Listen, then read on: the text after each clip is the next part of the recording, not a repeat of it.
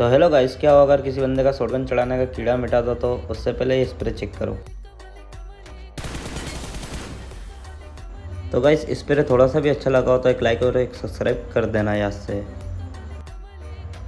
तो गाइस, अब बारी उस सीन की जिसकी बात मैं स्टार्टिंग में कर रहा था। मुझे नीचे से एक बंदे के फुट आ रहे थे तो मैं टिप्स एंड ट्रिक लगा के नीचे जाता हूँ और तभी हमें मिल जाती है शॉटगन।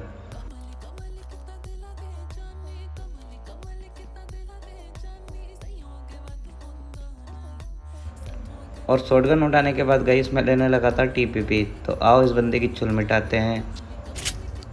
तो गाइस, वीडियो थोड़ा भी अच्छा लगे तो याद से लाइक और सब्सक्राइब कर देना।